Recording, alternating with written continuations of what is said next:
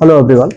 आज के क्लास में हम ये देखेंगे कि फ्यूचर इंडेफिनिट मतलब जो हम इसके पहले वाले क्लास में पढ़े थे, तो मैंने कहा कि दो चीज़ें बताई गई थी। पहला ये कि जो हमारे फर्स्ट पर्सन के जो प्रोनाउन होंगे आई और वी, उनके साथ सेल का यूज़ किया जाता है जो नियमता, अगर नियम की बात करें। और जो बाकी जो सेकंड पर्सन के जो प्रोनाउन है और थर्ड पर्सन के जो प्रोनाउन है और जो नाउन है, उनके साथ हम विल का यूज़ करते हैं। और लेकिन आज मॉडर्न इंग्लिश में विल का यूज आई और वी के साथ भी हो रहा है, यानी फर्स्ट पर्सन प्रोनाउन के साथ भी हो रहा है। तो अब एक तरीके से नॉर्मल अगर सेंटेंस अगर व्यक्त करना है, कोई फ्यूचर में होने वाले मतलब कोई फ्यूचर टाइम बताना है अगर किसी एक्शन के लिए, तो उसके लिए जो है हम जनरली सेंस का यूज सेल का यूज इस समय नहीं कर रहे हैं। जनरली हम विल से ही, विल का ही प्रयोग आई और वी के साथ भी कर रहे हैं। आई और वी के साथ हम विल का ही यूज कर रहे हैं। और बाकी सेकेंड पर्सन यानी कि यू, ही, सी, इट, दे और नाउ, इनके साथ तो हम विल का प्रयोग करते हैं। आई और वी के साथ भी हम विल का प्रयोग इस समय कर रहे हैं, वो स्वीकार्य है। देखिए अब यहाँ पे कुछ कंडीशन ऐसे हैं कि जहां पे हम उल्टा कर देते हैं। उल्टा का मतलब कुछ कंडीशन ऐसे हैं कि जहां हमको आई सेल का यूज नियमता करना चाहिए वहां विल कर देते हैं, और जहां विल का करना चाहिए वहां सेल कर देते हैं। जैसे हमने कहा कि आई और वी के साथ हमने कहा कि नियमता तो सेल का यूज होना चाहिए। लेकिन जब इस तरह की चीजें कंडीशन हो, आदेश, वचन, धमकी, दृढ़ संकल्प, बाध्यता, आदेश, कमांड, प्रॉमिस, थ्रेट, डिटर्मिनेशन, बाध्यता, कंपल्जन, इस तरह की कंडीशन अगर बताना हो तो हम आई और वी के साथ सेल नहीं विल का प्रयोग, जैसे मैंने लिखा है फर्स्ट पर्सन के साथ विल, एवं यू, ही, सी, इट, दे या फिर नाउन, इनके साथ हमको यूज करना है सेल।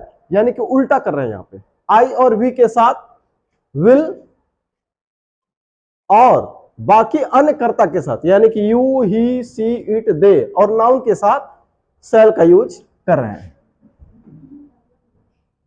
सेल का यूज कर रहे हैं। अब वो कंडीशन उसको हम एग्जांपल के थ्रू देखेंगे। जैसे यहां पे मैंने लिखा you shall come here eight 7 AM। You shall come here eight, अब देखिए यू शैल, नियमता यहां क्या होना चाहिए? नियमता अगर हम कहें तो यू को अगर फ्यूचर टाइम बताना हो, अगर नॉर्मल सेंटेंस है तो यू के साथ विल का यूज होना चाहिए।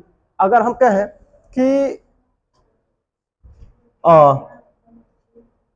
मैं कल जाऊंगा, तो मैं कल जाऊंगा एक तरीके से अगर नॉर्मल सेंटेंस हमको बताना है अपने बारे में, कोई फ्यूचर में होने वाला एक्शन के बारे में बता रहे हैं, तो या तो हम लिखेंगे अगर मैं कल जाऊंगा तो या तो बोलेंगे आई शैल गो, या फिर अगर मॉडर्न इंग्लिश के को देखते हुए हम ये भी बोल सकते हैं आई विल गो। लेकिन यहां देखिए शैल का यूज सेकंड पर्सन यानी कि यू, ही, सी, इट, दे और कोई नाउन यानी कि सेकंड पर्सन और थर्ड पर्सन के साथ शैल का यूज हम जनरली नहीं करते हैं, विल का यूज करते हैं। लेकिन यहां पे हम उल्टा कर रहे हैं, शैल का यूज कर रहे हैं। यहां पे सेंस क्या है? You shell come here eight 7 AM। तुम यहां 7 बजे आओगे, ये आदेश है, आदेश का भाव है। हम किसी को कह रहे हैं कि you shall come here eight 7 AM, तुम 7 बजे यहां आओगे, यहां आदेश का भाव है, कमांड का भाव है। तो जब आदेश का भाव है तो हम यहां पे विल का यूज नहीं शैल का यूज करेंगे।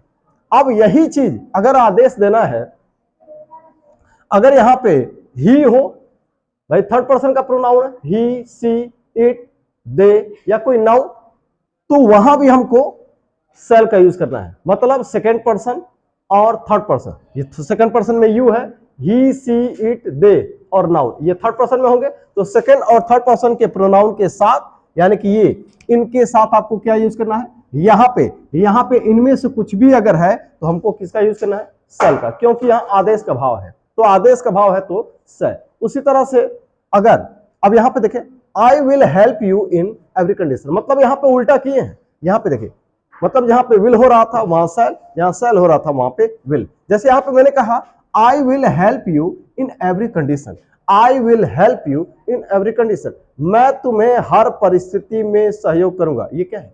प्रॉमिस है, वादा है, वचन है। तो अगर प्रॉमिस कर रहे हैं किसी को, तो अब यहाँ पे देखिए जनरली हम क्या करते हैं, जो नियमता तो नियम तो यही है कि आई और वी के साथ हम किसका यूज करें, सेल का। अगर जो जनरल अगर करना हो, वैसे तो आजकल आई और वी के साथ मैंने कई बार इसको बता दिया कि मतलब आई और वी के साथ भी सेल का यूज, विल का यूज होता है। लेकिन अगर हम कोई प्रॉमिस की बात कर रहे हैं, प्रॉमिस की बात कर रहे हैं, वादा की बात कर रहे हैं, वचन की बात कर रहे हैं, तो हमें फर्स्ट पर्सन के साथ यानी कि आई और वी के साथ, आई और वी के साथ हमें किसका यूज करना है, विल का यूज करना है, विल का यूज करना है। अब आगे बढ़े, और उसी तरह से अगर सेकंड पर्सन या थर्ड पर्सन को यूज करना है, जैसे अगर कहा जाए you shall be help in every condition. अब मैंने यहां पर लिखा you shall be help in every condition, तुम्हें हर परिस्थिति में सहयोग किया जाएगा। अब ये भी तो देखिए प्रॉमिस है, तो ये प्रॉमिस वाली बात हो गई। अब देखिए यहाँ पे क्या यूज होना था, इसके पहले क्या यूज कर रहे थे, सामान्य जो सेंटेंस है वहां पे हम यू के साथ यानी कि सेकंड पर्सन के साथ और थर्ड पर्सन यानी कि यू, ही, सी, इट, दे और नाउ यहाँ पे है, तो यहाँ पे क्या होना चाहिए, विल का यूज होना चाहिए। लेकिन जब प्रॉमिस की बात कर रहे हैं, तो प्रॉमिस की बात कर रहे हैं, तो यहाँ पे क्या करना है, प्रॉमिस की बात कर रहे हैं, तो इन सब I will help you in every condition, मैं तुम्हें हर परिस्थिति में सहयोग करूंगा। तो ये वचन है, प्रॉमिस है, वादा है। तो यहां पे हमको आई और वी के साथ, आई और वी के साथ विल का यूज करना है, शैल का नहीं। अब यहां पे अगर यही चीज दूसरे तरीके से कहें कि ही विल बी हेल्प,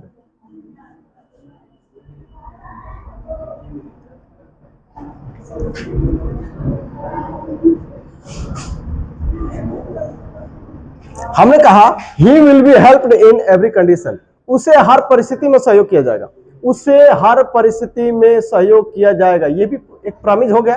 तो जब प्रॉमिस हो गया तो यहां पे इसको प्रॉमिस किया गया, तो अब प्रॉमिस किया गया यहां पे, तो यहां भी ही के साथ क्या यूज हो रहा था, यू, ही, सी, इट, दे और नाउन के साथ नहीं, यहां पे शैल हो जाएगा।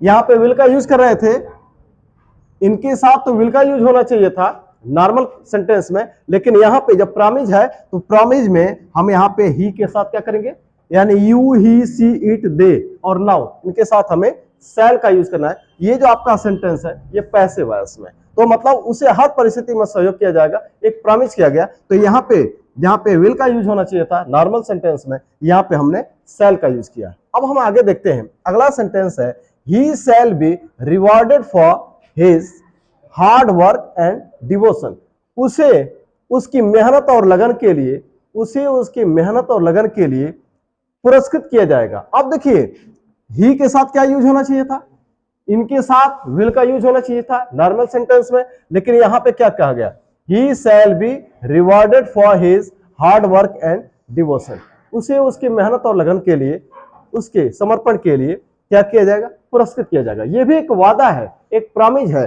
तो यहां भी हमने क्या किया, ही के साथ शैल का यूज किया। अगर यहां यू हो तो भी शैल, यू है तो भी शैल, यहां भी यू हो तो भी शैल। अब आगे देखते हैं, I will work hard to achieve my target, मैं अपना लक्ष्य हासिल करने के लिए कठिन परिश्रम करूंगा, मैं अपना लक्ष्य हासिल करने के लिए कठिन परिश्रम करूंगा। अब सवाल यह है कि जैसा कि मैंने कहा कि नॉर्मल सेंटेंस में आई और वी के साथ तो शैल का यूज, विल का भी यूज इस समय चल रहा है, लेकिन अगर नियमतः क्या करते हैं, नियमतः तो आई और वी के साथ शैल का यूज होना चाहिए, लेकिन नहीं, जब हम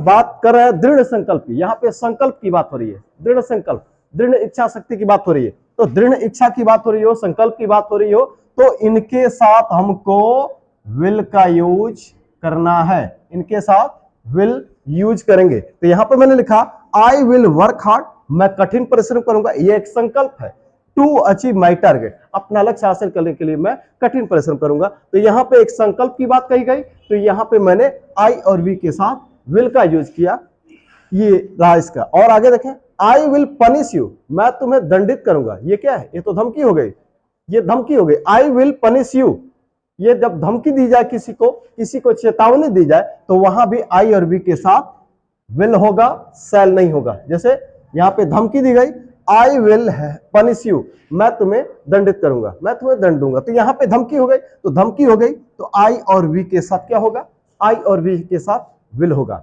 और अगर यहीं पे कुछ और कहा जाए, जैसे यू विल बी पनिश्ड,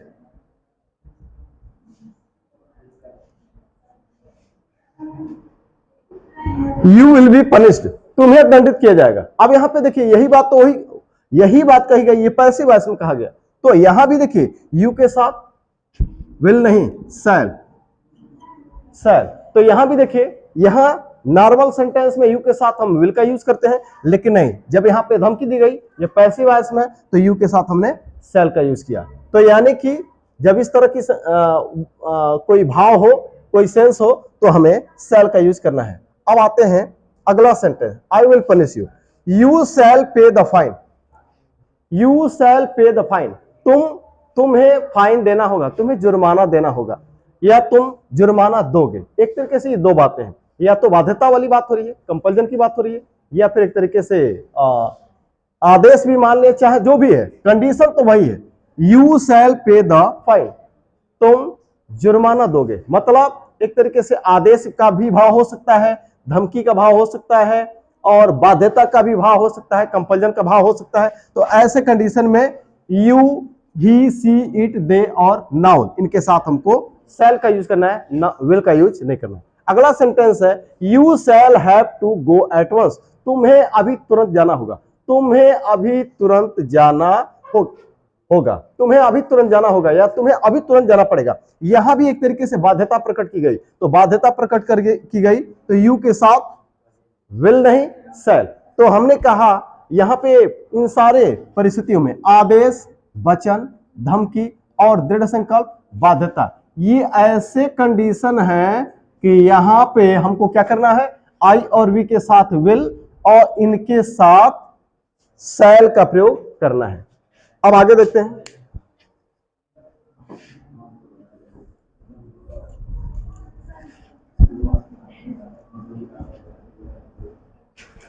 अब दूसरा कंडीशन है परामर्श या राय लेने के लिए, किसी की परामर्श लेना हो, राय लेना हो, या फिर निवेदन करना हो, प्रस्ताव करना हो, तो हम शैल आई का यूज करते हैं। जैसे यहां देखिए,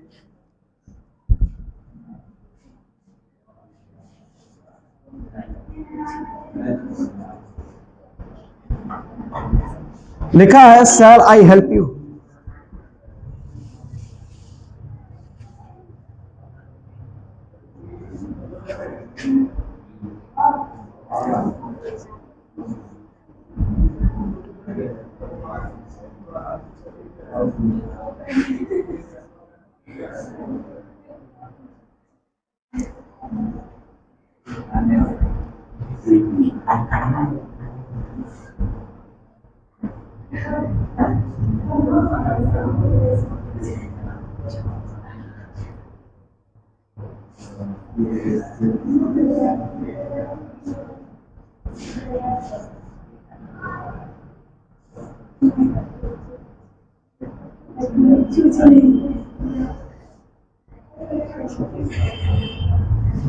अब देखिए, अगर किसी वाक्य से किसी की परामर्श या राय लेने का भाव हो, जैसे यहां लिखा जाए, कह रहा कि शैल आई हेल्प यू, क्या मैं आपकी मदद करूंगा, क्या मैं आपकी मदद करूंगा, मतलब एक तरीके से क्या मैं आपकी मदद करूं, इस तरह का भाव है। यानी कि क्या है, यह एक तरीके से ऑफर है, ये एक ऑफर है कि मतलब क्या आप हमारी मदद लेना चाहते हैं, क्या मैं आपकी मदद कर दूं, तो इस तरह का भाव है, एक ऑफर किया गया है। तो यहां भी हम शैल आई का यूज करेंगे, विल आई का यूज नहीं करेंगे। जैसा कि मॉडर्न इंग्लिश में आई और वी के साथ विल का यूज हो रहा है, तो यहां पे ऐसे कंडीशन में हम विल आई का यूज नहीं करेंगे। अगर विल आई का यूज करते हैं तो ये सेंटेंस हो जाएगा गलत। फिर वैसे ही मैंने कहा कि शैल वी मीट टुमारो, क्या हम कल मिलेंगे, क्या हम कल मिलेंगे, तो एक तरीके से ये भी क्या है, एक तरीके से ये भी विचार जानने वाली बात हो गई। दूसरे की राय, किसी सामने वाले की राय लेना चाहता है अगला, या दूसरे की सलाह लेना चाहता है,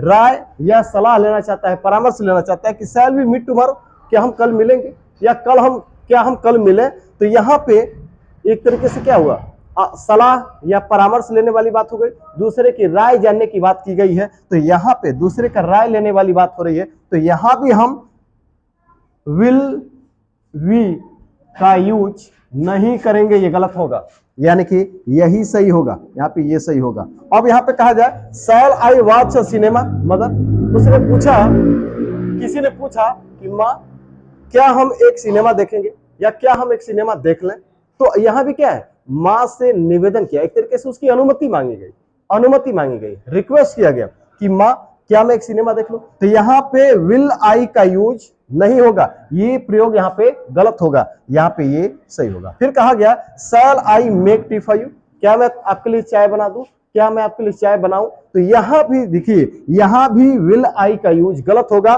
शैल आई ही सही होगा। तो इस तरह के वाक्यों में परामर्श या सलाह लेने वाली बात हो, निवेदन करने की बात हो, प्रस्ताव करने की बात हो, ऑफर किया गया हो, तो वहां पे हम शैल वी या शैल आई का यूज करेंगे, विल वी और विल आई का यूज नहीं करेंगे। अगला है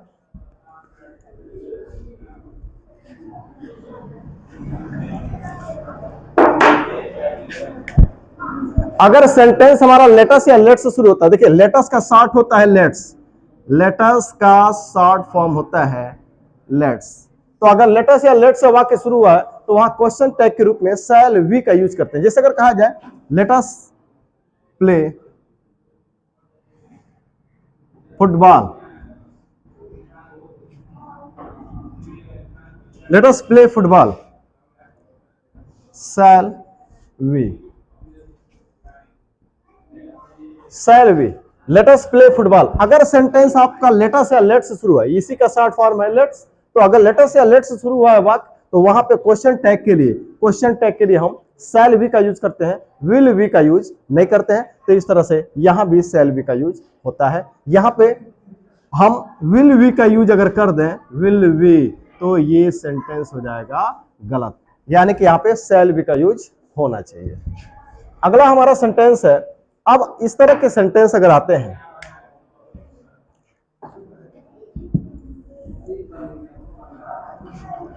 अगर हमारा सेंटेंस इनमें से किसी एक से, देखिए अगर दो उपवाक्य, अगर सेंटेंस में दो उपवाक्य क्या होता है, जब दो सेंटेंस को मिला के एक सेंटेंस बना दिया जाए तो वो सेंटेंस तब क्लॉज हो जाते हैं, सेंटेंस नहीं रह जाते हैं, या हिंदी में उनको क्लॉज बोलते हैं। तो जब दो उपवाक्य हो और उनमें से कोई एक ऐसा हो जो इनमें से, इनसे शुरू हो या इनसे, यानी कि समय बताने वाले इन शब्दों से, और भी समय बताने वाले शब्द हो सकते हैं, कुछ को मैंने लिखा है when, before, after, till, until, इस तरह की चीजें हो, एज सुन एज, जो भी हो, मतलब समय बताने वाले हो, समय बताते हो या शर्त बताते हो, तो इनसे शुरू होने वाले जो उपवाक्य होंगे उनको हम फ्यूचर इंडेफिनिट में नहीं बनाते हैं, फ्यूचर इंडेफिनिट पे गलत होगा। जैसे अगर कहा जाए if he will come, I will help him. देखिए कंडीशनल सेंटेंस में यहाँ पे आई शैल का यूज उचित नहीं होगा, यहाँ आई विल का ही यूज होगा। अगर समय अगर सब पूछा गया एक वाक्य में और दूसरे में, ये इस पर डिपेंड करता है, तो यहाँ पे आई विल या वी विल ही ठीक होगा, और बाकी मतलब यहाँ पे विल ही उचित होगा, यहाँ शैल ठीक नहीं होगा। चलिए इसको देखते हैं। अब ये विल से शुरू हुआ, तो विल, अब ये देखिए इफ से शुरू हुआ, इफ से, इन केस, अनलेस, प्रोवाइडेड, इनसे जब शुरू हुआ है तो यहां पे ये आपका गलत है। सही क्या है, यहां पे लिखेंगे इफ ही कम्स, ये प्रेजेंट इंडेफिनिट में बनाएंगे, फ्यूचर इंडेफिनिट में नहीं बनेगा। If he comes I will help him, तो ये आपका सेंटेंस गलत है, ये सेंटेंस आपका सही है। यानी कि यहां पे फ्यूचर इंडेफिनिट को हमने क्या कर दिया, हटा दिया, यहां पे बना दिया प्रेजेंट इंडेफिनिट। और एक सेंटेंस देखें,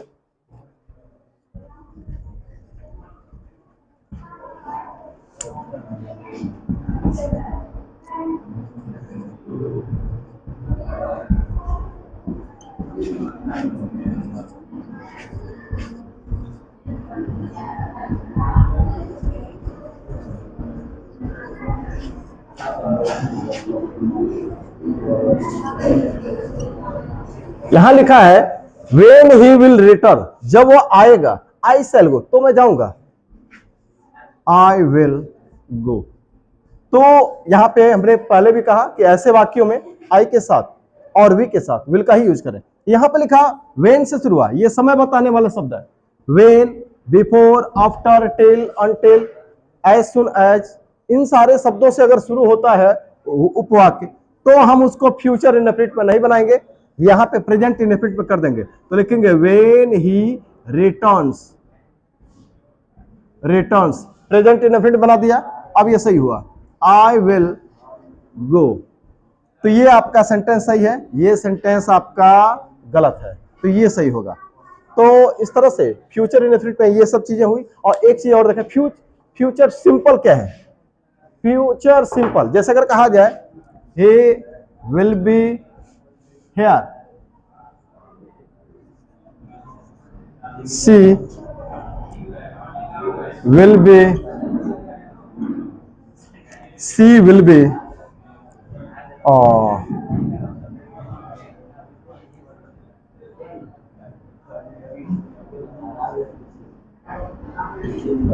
तो मैंने यहां पर लिखा सी विल बी सक्सेसफुल। ये देखिए टू बी वर्ब है, जब कोई नॉन एक्शन वर्ब है, नॉन एक्शन वर्ब मतलब उसमें कोई एक्शन नहीं हो रहा है, तो वहां पे विल बी शैल बी का प्रयोग करते हैं। तो ये विल बी शैल बी जो होता है ये सिंपल फ्यूचर में आ जाता है। तो यहाँ पे जो है कोई क्रिया नहीं होती। He will be here, he will be here, वो यहाँ होगा। फिर मैंने कहा सी विल बी सक्सेसफुल, वह सफल होगी या रहेगी। तो ऐसे वाक्यों को हम सिंपल फ्यूचर में रखेंगे। तो आज के लिए इतना ही, धन्यवाद।